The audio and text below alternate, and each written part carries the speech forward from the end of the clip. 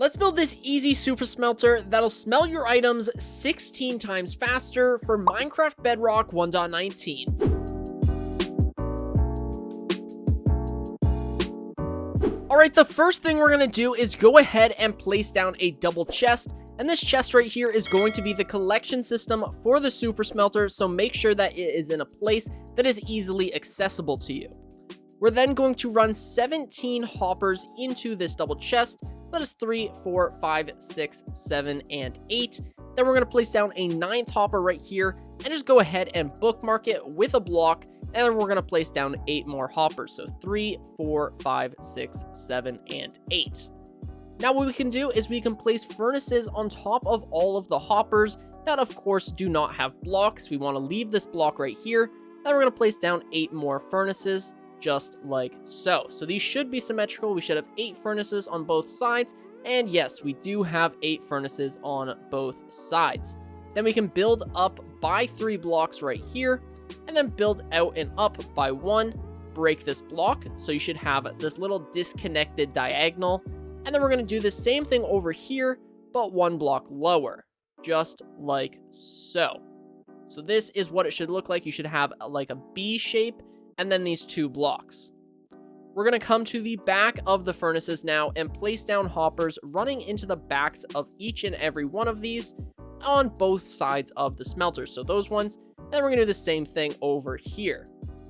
Once all of these are connected by hoppers, just like so, we're going to run hoppers into the tops of each and every one of these furnaces. And when you're all done placing the hoppers, you should be able to look at them, and the top hoppers should all be pointing directly down into the furnace, and all of these hoppers at the bottom should be running into one another into the chest. And as for these back ones, you can just do a quick little peer around to see if they're all lined up. Once you've double checked that all of the hoppers are correctly placed, we're going to place down a block right here and a block right here from where that center block is and where all of the missing hoppers are.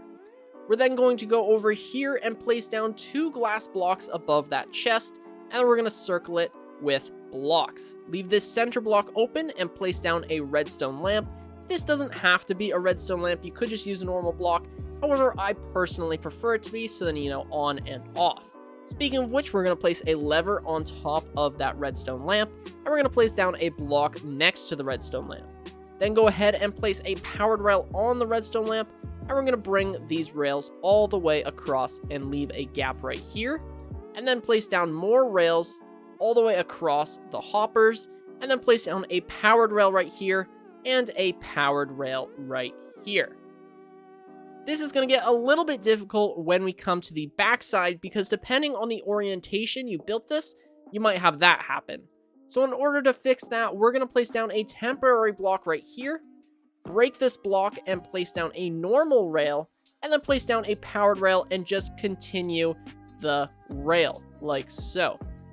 And you're only going to have to do it at the end of the rails. So when we come over here, we're going to place down 2 blocks right here.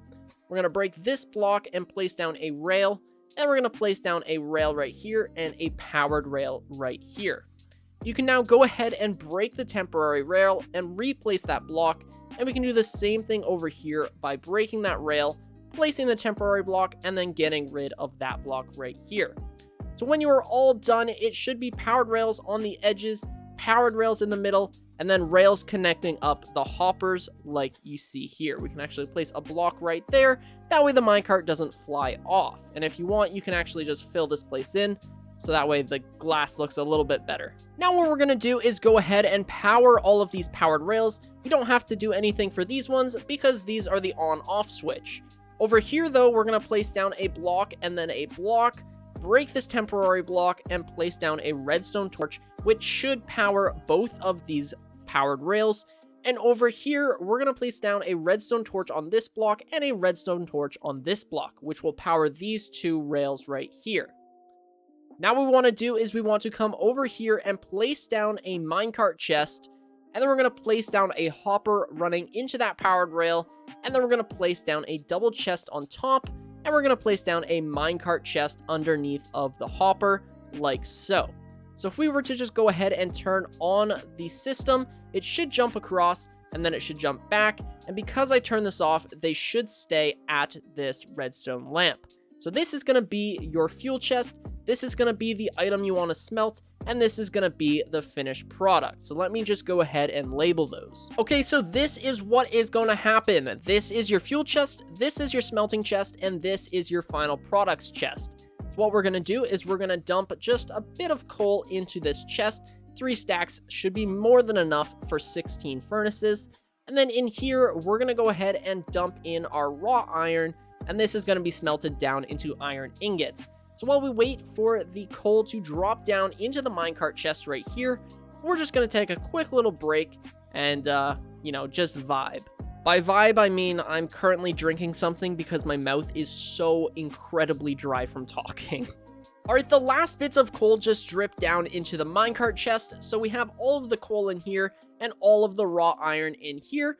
If we go ahead and flick the lever, these are going to go across, and oh my, is that not satisfying? I love watching them all light up. And if we actually go ahead and check, we've got 3 iron there, 3 iron there, 3 iron there, and of course, it's going to put more iron as it goes back and forth. But this thing is just going to be pumping out iron, and it should come in waves of 16. So there we go, we've got 16, and it's just a constant stream of iron. This thing is absolutely insane, and, you're going to have no problem smelting stuff. I personally have used super smelters before to just cook tons of fish from a guardian farm, and that was my food source. But this thing will work wonders for your world. Hopefully you guys enjoyed this though, because that is going to be the end of the tutorial. But I'm going to make a little cut here, and then I'm going to do an actual outro. All right, I have a couple things to say before I do an outro. First off, I do not recommend using lava buckets for this super smelter.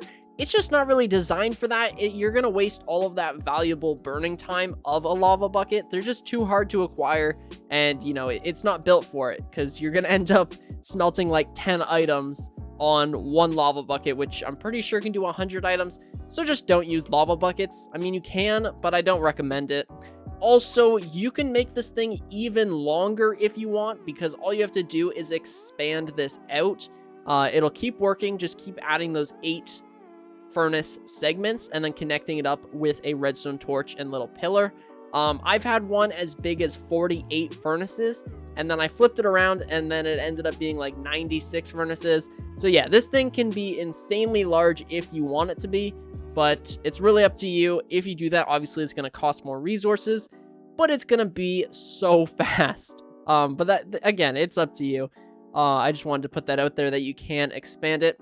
With all of that said, hopefully you guys enjoyed today's video. If you did, then please do consider smashing that subscribe button and leaving a like. And my name is 1UpMC, and I'll catch you guys in the next one.